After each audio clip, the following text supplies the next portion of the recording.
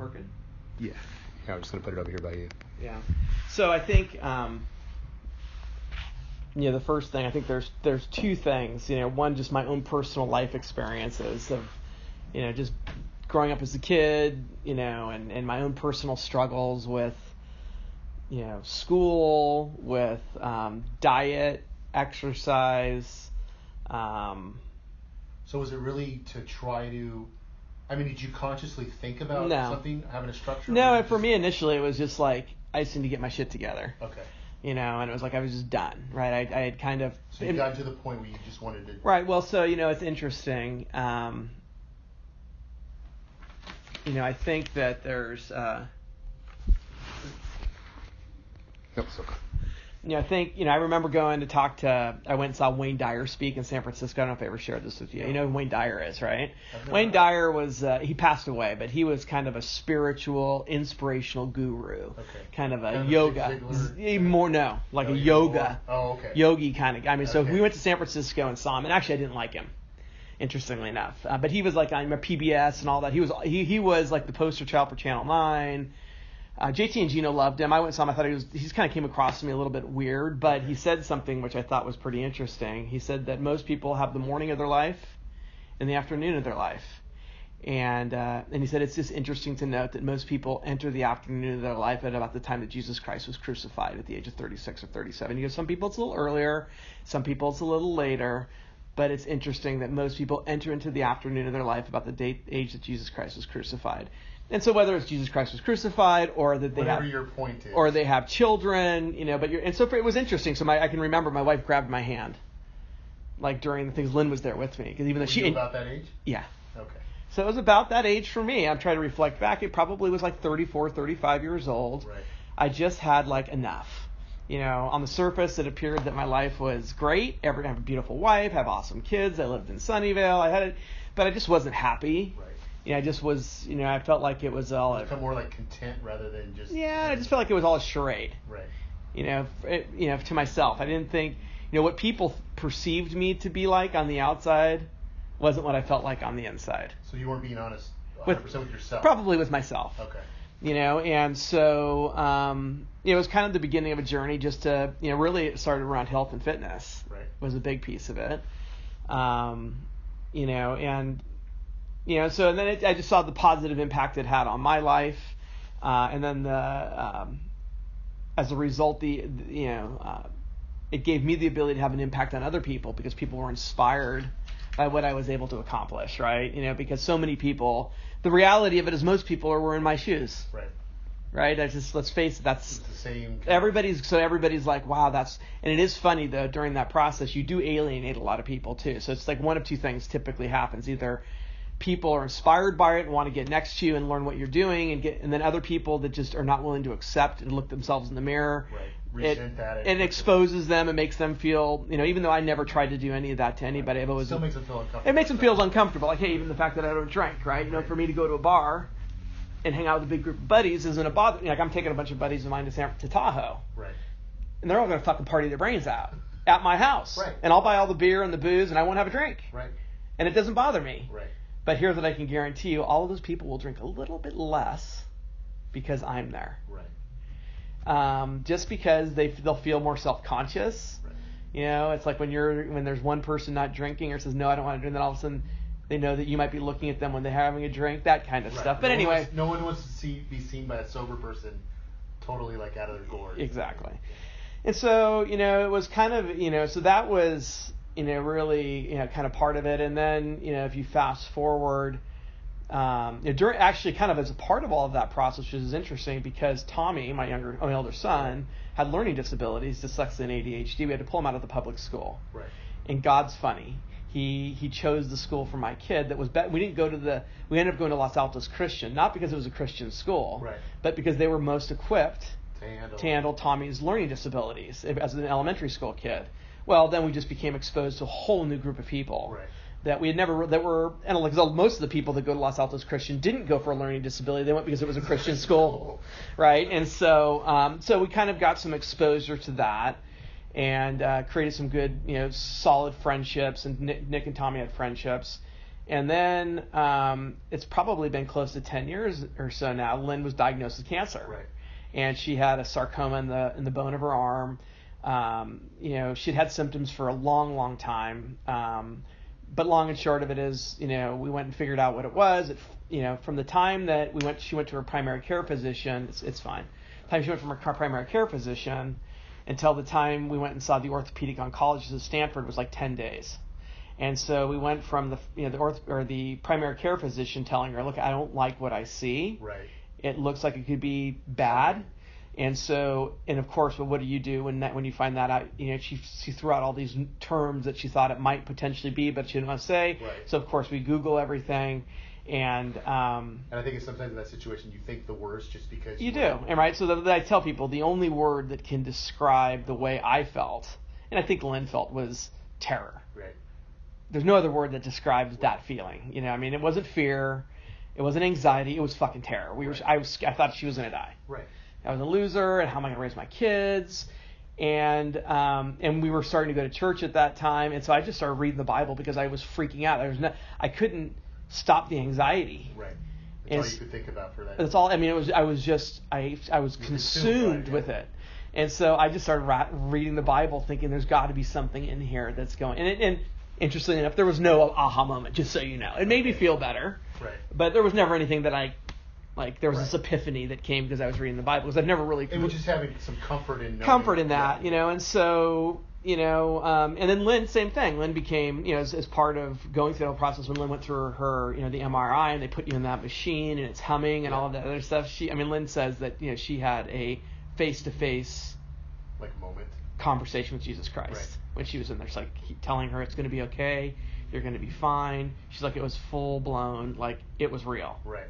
And so we were both like, wow, that's pretty heavy. That kind of was that next phase. So it kind of goes in these little phases, right? And then, because of my job and having the opportunity to observe, coach, mentor, learn from such a wide variety of people that, and people that, and to see people that really, on the outside, don't seem to have the God-given talent to be successful in this business, right, are wildly successful. Right. And then on the other hand, you have people... That's what I've noticed is the most obscure, people that you would think would fail miserably at this are wildly successful. Exactly. And then on the other hand, you see other people who have God-given talents, and they just can't make it work. And they struggle. And part of it is probably because, in my opinion, that they never had to really struggle in the past. Right. They're good looks, maybe they were good students. Everybody else told them how great they were. They were the star basketball, baseball, football player, whatever it was. Right.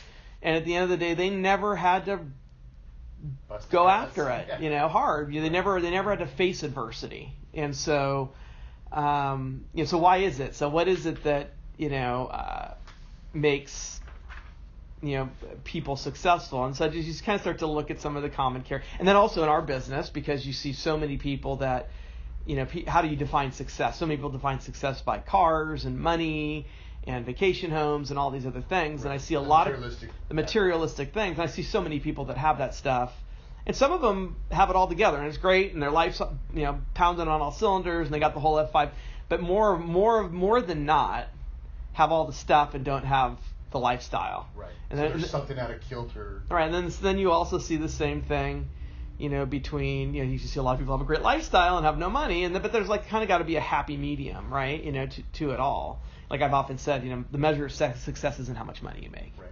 It's just, it's not, it's not. And so, I can remember when I came up with F5 trying to, I remember going to all these events, and they always would talk about, the life wheel and having balance in all the equities of your life. And it makes a lot of sense. But I just started to reflect a little bit more that I think there are certain things in life that are more important than others, and I don't think that it's like everything's even. Did you think about those components, and that because I think one of the things that's interesting that I read in this piece is that it all kind of ties up. Like the success comes from having these bits and pieces. Right. So as a matter of fact, I'm doing baccalaureate tonight, right? So that's what I'm going to talk to about the kids is they really wanted. It's interesting, and again, how it resonates, right? Because the principal of the school and the dean of students, they want me to talk about F5. Right. And even Nick and my kids were talking about it in Todd, because I was telling Nick last night what I was saying. He's like, that's funny. All the guys, a lot of his buddies still are at Fremont, and they're going to be at baccalaureate time, so they're going to freak out that you're going to be talking about the same thing I was talking to them about last week. You know, and because I couldn't even remember what all the F5s were, but I remembered the F5 thing, and I was trying to articulate it, and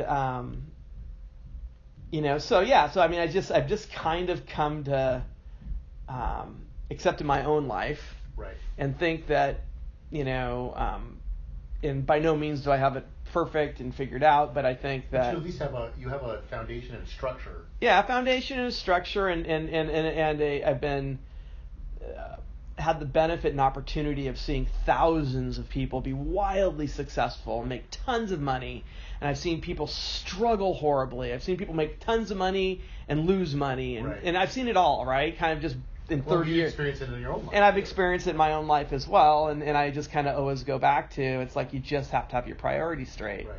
You know. And out of these 5, is there any one that you like put above the rest? Well, so that's, you know, so when I do it, I mean, if you've seen, I've always do it in a pyramid, and I put faith on the bottom because I think that's the foundation of life. At the end of the day, if you don't have a strong faith in yourself, faith in a power greater than yourself, faith that you were put on this planet for a reason. Right.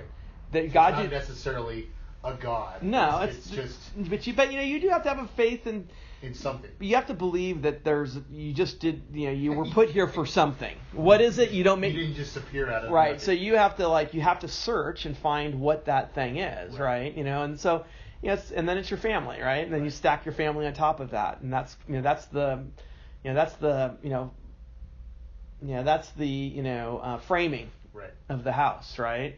And then it's your friends, and then it's your health and fitness. And so what I was going to talk about today is like, look, if you focus on those first 4 F's, I'm convinced that a big part of what it's going to take for you to be successful in business and school and your finances will happen, because you'll have this other discipline. You'll have the structure, the disciplines, because the discipline in your faith carries over into your family, carries over into your friendships, carries over into your health and fitness, and all of that will carry over. Because all of a sudden, you know, now you're going to feel better. You're going to have higher self-esteem. You're going to have more energy. You're going to feel good about yourself. All of those. The self-doubt won't be. Yeah, the self-doubt won't be there. And then also when you go through a crisis, you always have that to fall back on now.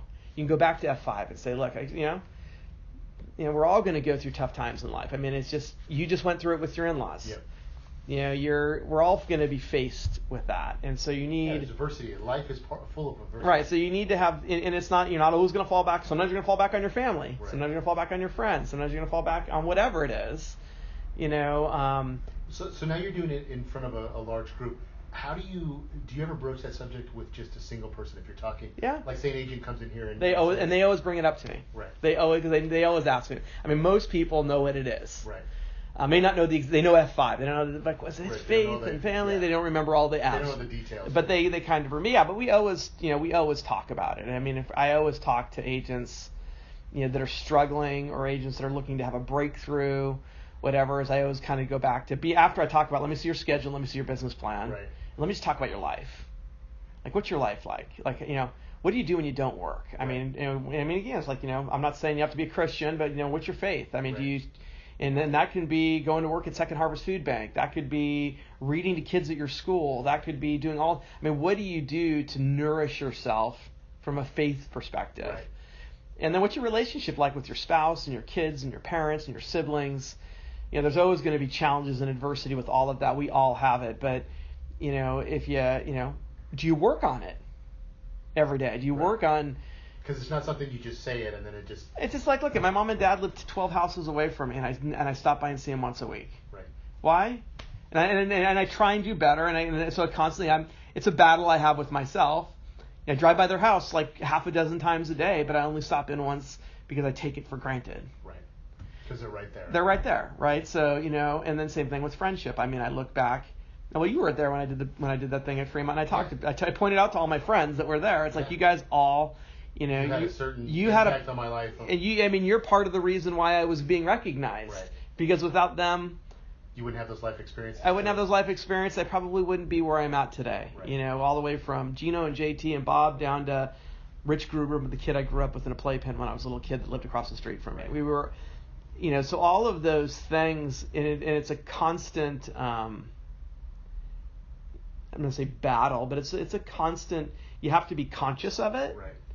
It's not an unconscious thing. You have to be conscious of it. You have to take time every day, like I do every day, Right. first time every day, to think about all of that stuff. How has F5 impacted your life from a structure standpoint? Do you do certain things now on a consistent daily basis that are based off those principles? Yeah, I do. So, I do my daily devotionals. I read my thanks and blessings. I'm reading the Bible. Right. This year, I think I told you, I guess. So I'll have the whole New Testament done at the end of the year, which I never did. I could never figure out how in the world I would ever be able to do that, and I felt like such a horrible Christian that I never did it, right? And then I'll do the Old Testament next year, because I can get through the whole Old Testament in a year too. Right. So I have that morning structure about everything. Hey, I work out when I first get up in the morning. Right. I do my best to eat right. That's probably my biggest struggle. Yeah. Is diet, and I think it's the biggest struggle for most of us. Because you're Italian, you like food. Well, it's like, and it's like, but it's and a lot of it is anxiety eating. Yeah. A lot of it is boredom. I'll just eat when I'm bored because I need something to do. But you're stating that this, you're not perfect in this, and you have to work on it every day. So every day. So I can go back and it's a faith. I do my daily devotional. I read. I'm reading the Bible. I'm doing my thanks and blessings. When it comes to family, I just try and make them the priority. Right. More. I've seen that from coming back here. Yeah. How much you go out of your way to not just Lynn, but I mean everybody. Tommy and Nick just doing things where you going to Arizona and yeah. all this different stuff to try. Well, and it's just that, and I need to do a better job of that, quite honestly, with my parents and with my siblings and with, because we all kind of go in these, these phases of life, right? We're in this phase of life where your whole life is your wife and your children. Exactly. Oh, that's funny. My iPod cut yours. And so, yeah. So that so then the family, and then same thing with friends, right? It's like I try and, for me, one of the other things I was just like, you have to be humble, right? I try not to take credit for. Certainly I've been a component of my own success, but I always try and give away the credit to the other people who have had an impact on me. But there's a fine balance between, because you have had success. Yeah. Mike was telling me something that, that Warmka was yeah. talking about you, and it's like, you have done some amazing things yeah. here. And yeah, there's a lot of collective stuff that yeah. happens, but you're still running the show. So you take the good, the bad, and the ugly, yeah. Is on you. Yeah. And so you have to take some kudos every once in yeah. a while because you couldn't have gotten. Right. No, absolutely. Well, and I think you go back to that whole F5 thing. I think it's part of the culture of our company right now too, which I think makes us all work better together. Exactly. I think we all respect each other. I think we all can fight like brothers and sisters, but it's never mean. Right. It's never trying. It's never hurt. It's never hurt. Better. Right. It's never hurtful. Right. I'm never hurtful with anybody. Right. I can be upset or frustrated with the ways that some. But I think because we all talk about it back here, whether everyone buys into it or doesn't buy into it, or everybody's ready to accept it or not accept it. At the end of the day, even those that aren't willing to accept it know that probably someday they will have to. Right. And so they actually are attracted to it even if they're not committed to it yet. Right. It's kind of like, you're attracted to good-looking people, right? You want to get healthy. You look at somebody who's healthy and fit, and you're inspired by that person who's healthy and fit. Whether you're willing to do it or not yet or not, it doesn't matter. You have that motivation. You have that motivation. You enjoy being around those people because, and they're hopefully being helpful and positive. And so that's really it. Is really, if you do all of it, I feel like, the whole F5 thing can be a huge wind in your sails. Right. And without it, I think you can have a huge wind blowing in your sails the other way. Right. So do you feel like even if we're not as diligent as yourself of taking faith on and doing all these components, if you're at least acknowledging those pieces and trying to work on those every day, do you think that positivity is at least pushing you in the right direction? It does. Yeah, I think it does. And I think there's going to always... I think unfortunately, it was interesting. One of my very first coaches when I kind of went through my initial transformation at 35 was a guy by the name of Ron Patulski. And I can remember for some reason, and again, God was with me, the light went off and I was like, all of a sudden I got it. Part of it may have been divine intervention. Like somebody touched me on the shoulder, like all of a sudden You know, understood what the big I picture understood. was? Yeah, I understood, and I can remember when all of a sudden I got it, and I realized how much easier life was when I was not faking it anymore, and I was Right. just being real and being It was just Tom. It was like, and I didn't care, and I was like not, attached to the opinion of others as much. We're all attached to the opinion, Yeah. but just, and all of a sudden I was like, wow, and now what I wanted to do is I wanted to get all my friends and all the agents that were working with us to become like me. Right. And Ron Podolsky told me, he said, Tom, he goes, most people will go to their grave never getting what you got. He's like, so don't beat yourself up that you're not going to convert everybody Right. over to it. He's Just like, be happy that Be you're happy there. you've got it, and work with people, encourage them, and you can have an impact on people, but you're not going to change people. It's their choice. Well, have you had that though? Have you had someone that you just know right off the top of your head that you have chatted with this, about this subject matter, and they have come back to you maybe a month later, a year later, 5 years later, and said, Tom, this had an impact on my life? Yeah, I would say, I can go through, I think it's a lot of the reason why a lot of people work here, right? Right. But I can go like Dominic, Right. and it's usually people who went through, most of us think we're mortal. Right. Until you're 35, and that's the whole other thing, right? Right. You think you're mortal until you're 30 or 35, or immortal until you're 30 or 35, and then all of a sudden you realize, like, shit, I could die. I'm not going to go blasting down a hill on a mountain bike at 5,000 miles an hour. I'm not. Become a little more cautious. in life. Because you realize it's like, okay, life's Yeah. life's You may vulnerable. have kids at that point. You have responsibility. Yeah. You have, so and then not everybody resonates with all 5 F's, right? Right. There's some people who have a super strong faith, but are, So do you still think that, like, if they're not taking all 5 on, but they're trying at least in some of the components? Yeah. Still, I think it could be overwhelming if somebody tried to do it all at one time. right, yeah. But it's still pushing them, like you said, right. in So a to me, general good direction. right. So for me, again, just myself as an example. For me, I was raised as a Catholic, but never really a practicing Catholic. Right. For me, my initial transformation really, it was partially, but it was health and nutrition and fitness was a big piece for me. That was probably, that and faith were probably, because I had always had a close relationship with friends and family. So that was probably the one piece that, even though it wasn't as good as it could be, You didn't have to change it that I didn't much. have to change it that much. I never burned any bridges. I was never, I never did anything super stupid, and so those pieces. But what I always needed, and I always had I always wanted the faith piece. I just never could quite figure it out. Right. I never What felt that actually was. Yeah, what that was. And look, I knew I believed in Jesus Christ. Right. But really, what does that mean? Right. And What does it mean in the bigger picture? it wasn't making the picture. And what is, and where do you go learn more about it? And where do you go learn more about it in an atmosphere and an environment that you can soak in? Because I couldn't do it in the Catholic Church, Right. so I had to switch churches. And it's just, for me, it's and now as you get older, it's also just interesting. Like I'm listening to a book right now called Killing Jesus. I mean, you've ever heard of it? They have one that's called Killing Lincoln and Killing Kennedy. That one's Killing Jesus, and it's not a biblical book. It's actually it's a factual book about the life Right. and ministry of Jesus Christ and what happened to him before. And More Herod. like a documentary. It's a documentary of just like what happened, and and they're not saying that we're Christian or saying that he was the Right. Messiah. They're just looking at it from a history But this is an standpoint. historical fact. The guy did walk the planet. Here's what happened. Here were all the different players. And when you listen to it and the documentation that all took place during that time frame and the meticulous records that they took, like I tell everybody, and again, not to convert, and you may be Christian already. You are probably, aren't you? Are you Christian? Right? So it's like, it's like I told Kelly this. You have 2 choices when it comes to Jesus Christ. Either he was a freaking lunatic or he was the Son of God. Right. Because you can't say he was a prophet, because if he was a prophet, he said he was the Son of God, which means he was a liar. Right. So either he was the Son of God or he was just he was no different than Charlie Manson. Right. And I don't believe that that's the case. Right. So, but anyway, that's going on a tangent another way. But so for me, it's it's a constant juggling act with all 5 of those, and I'm not going to and look, I still feel that the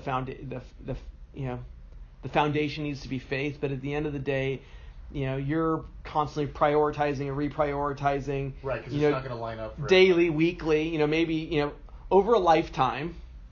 from a life perspective, I think it's faith, family, friends, fitness, finance. Today, it may be I need to focus all my effort and energy on my kids. Right. Or I need to focus all my energy on my health. Right. Or I may need to focus all my energy on my finances.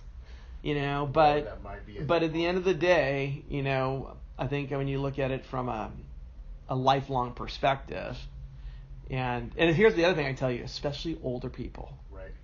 who are much wiser than we. Right. That have had more life experiences. And they're facing death now. Yeah. My parents, my It's getting- in-laws. it's getting closer. It's getting close. They can see it. They know it. So I understand that on the side. Why do you think? You're gonna talk about this to kids that Yeah. are, 17, 18, 19. Why is it going to resonate with them? Yeah. Why do you think it does resonate with them? Is it I think with a lot of them, it's not going to. I think with a lot of them, and I'm going to acknowledge that. Look at some of you guys. This may not even. You may be like, half of you probably are thinking about graduation tomorrow and grad night. Right. And I get it. It's like, and this is. I've been there. It's heady. Yeah. It's heady. It's a heady topic, right? But, at some point in your life, and it may be when you're on your deathbed. Right. All of a sudden, Maybe that's where the cards. Maybe they'll have that in an old. I don't know. box or something. I don't know. So I want to be cautious on how I got to figure out how I'm going to do the card piece. Right. I said, Lynn's like, you don't want to make it too much of a self pitch, which I don't. But I also, if people want them, I want them to feel like because they'll never remember what F5 is after that day. So they need to have something that they can watch. So I'll have them out there and people can grab them when they leave. Right. But so it's a constant. I think when you look at it from a macro perspective, macro, it's faith, family, friends, fitness, finance. Micro, which is daily, weekly, monthly, those priorities are gonna change, and maybe more so than anything else. The family, friends, fitness, and finance piece. I don't know if the faith piece really ever changes. Right. But It may just morph into different. It morph into other things, and it may not be the highest priority today, right? Because you have other things you need to be focused on, and so. Again, I've just seen people that seem to have, and I've also seen people that are like super healthy and fit, and the rest of their life's a train wreck. Right. That's not good either. Right? They're out of balance, right? You need to have. Right, it's like that's when they're cheating on their spouses, and they think they're, God's gift to the world, and all those other things. So it's like there is a. So one last question for you. Do you think you had to go through with everything that you went through up to that point? So if you would have had this knowledge back when you were 18, 19, it wouldn't have... Probably not. Right. Well, it probably wouldn't have resonated, but it wouldn't have... Had an impact. Yeah. Because I was still immortal.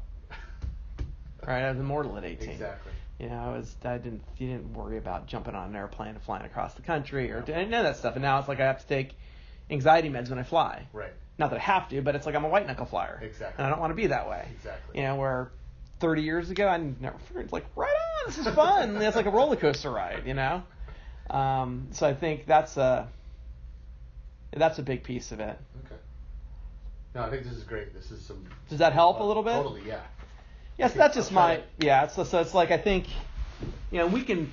One of the things I noticed in here is they kind of, I can't remember what was there. One of the books they broke out. It's like so maybe faith, and you may talk about it.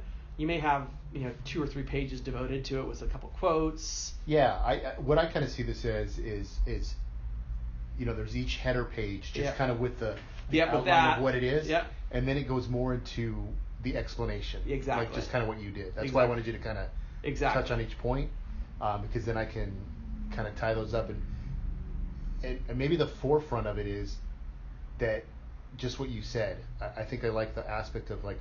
Yeah, this is how I structure it, like the pyramid. Yeah.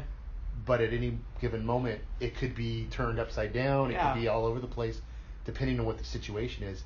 But still, this is kind of the foundation of what it means and why it's connected that way. Mm-hmm.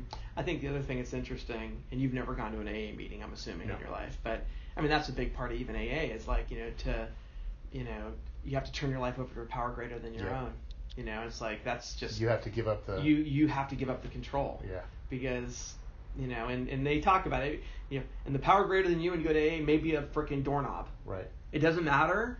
But it has to be. You can't think that you can control it all yourself. And so that's coming. You have to say Our Father at every single AA meeting. They go through this whole process of it's really a spiritual experience. And and you think about like AA and all the people that go through it. There's every denomination. There's every race, every creed. It doesn't matter. Color. They all go through it, and it's all at the end of the day. That's what you think about it. That's what leads their sobriety. Yeah. That's it. Yeah. So that's how come I also know faith is so important. It's like if it's saving lives. Right. Because that's the foundation of what AA is even on. And AA's, and it's not just AA, but any, what they have other ones. Just any addictive. Trait and all that. Yeah, it's like whether you're addicted to prescription medication or you're addicted, whatever. Right. It's all. It all. Well, you have to have something that breaks that cycle, because if you just do it, it can't be physiological because your body's addicted to whatever and that there's is. times you have to be able to sit there and talk to God and say, make the temptation go away. Right. I can't handle it. Right. I need, and again, so here's the other interesting, just again, on a person, like for me, like I stopped drinking. I never had a DUI. I never had anybody even tell me that I drank too much. I just knew it. Right. And I was drinking too much behind the scenes when people weren't looking, and so for me, that's a heavy burden to bear. Yeah. Every day. Yeah. And so I just came home, and again, Divine, I came home one day, I can remember, and it didn't happen all at once, but the first time, because it was like I had to go through. Yeah, of course. But the first, I can remember walking in, I sat down at the dining room table with Lynn, and I just cried. Yeah. I said, I'm done, and she's like, what are you talking about? I said, again, I don't tell her, it's like, hey, I'm an alcoholic, I'm never going to drink again as long as I live. Right. And another part of it was, we also discovered that when you have ADD, which again I had never formally been diagnosed up to that point, and Tommy was, much higher probability of self-medicating, and then so he had that, number one, and then number two, I remember we went and saw this adolescent psychiatrist speak, and his name is Dr. Richard Pratt, I think was his name. I don't even remember. This is, you think about this, over 10 years ago, 15, 20 years ago. He said, and he goes, the biggest piece of advice I can give you as parents is your kids are going to be just like you. Yep. So if you don't want your kids to do something, you can't do it. Exactly. So for me, so it's like even now, I look at Tommy and Nick. Tommy and Nick, it's funny. I mean, we, Lynn and I are kind of always been into working out as long as they've been alive. Right. There was a time there where we kind of wasn't as big of a priority. But most of my kids, I've encouraged them nicely, but I've never made it, like, it's never been a high priority to me to push on them to exercise. Right. But both of them now are gym rats. They're at the gym every day. They're eating super healthy. Tommy more than Nick, but Nick's younger. But at the same time, it's like it's the lifestyle that they know. They don't know any other lifestyle. Exactly. So it's like you know what you know. You know what you know. So they're just mimicking us, whether they want to or not. Yeah, whether it's consciously or subconsciously. It doesn't matter. So they go to the gym and they do their thing, and they haven't figured the spiritual piece out. They are both spiritual. They both believe in Jesus, but it's not a priority to them because they're immortal. Exactly. They're at that point in life. Right, which is like they don't need to. Yeah, no, that's interesting. I look at my Topher's, the same, because he's got a learning disability, right? Yeah, he's got ADD. He's got ADHD. Yeah. And he's got, his big thing is sugar. Yeah. He's totally addicted to sugar. Yeah, so is Nick. Yeah. So am I. I mean, so am I, for quite honestly. Yeah. But I mean, he can't stop himself. Yeah. I remember pulling the beds out. We're cleaning the room, and then all of a sudden there's a pile of wrappers candy. And everything. And part of that's kids. Well, I do a little bit of, but I worry about that in other areas. Yeah. Like the you're saying, obsessiveness. Exactly. And the fact that he's hiding it. Exactly. That's the part that would concern me the rest. I don't want you to hide it from me. Right. If you're hiding it, then that means you're obviously it's not right. Yeah. And you're still doing it. Exactly. Right. But yeah, so kids is a big piece, right? So for me, a big motivation was wanting to just be, a good example to my kids that you can have an awesome life. You don't need to drink. You don't need to party. You don't need to be. You can. People are still gonna like you. People are still gonna like you, and not that I want to be Lynn drinks, and I don't want to be a prude, but it's like, okay, they're welcome to have a beer. Tommy's 21. You can do what you want, but at the same time, trust me, I'm always like. Well, it's the same thing. I'm kind of like you. I drink on occasion. I can't tell you the last time I've been. But I always remind Tommy you got the gene. Yeah. And I always remind him that you have ADD. Yeah. And know that you're much more likely to self-medicate connection- yourself. yeah, that connection Especially is- Tommy's got off his ADD meds. Right. You know, after being on them for like 15 years, he just weeded himself off because he didn't like he was having problems sleeping Right. and Some of diet the- a some of little the bit, side some of the effects. side effects, and he had dealt with it and so, so he's experimented getting off of that stuff, and so he's needed to figure out a way to. That's part of the reason I think he exercises because that Right. helps. But also I have to. I'm to the try nauseum. I'm telling him all the time. Look at you guys. Well, because Yeah. you've experienced it Yeah. yourself, so And you they know, and they know, and they Yeah. know, and they. It's different from hearing from someone that's just telling you that Yeah. to tell you that to someone that's telling you that Because that's they experienced it and they firsthand. want to Help you. exactly. You know, so they get it, So that's it. Yeah, no, I think that's good. Okay. Thank you, sir. You got it? That'll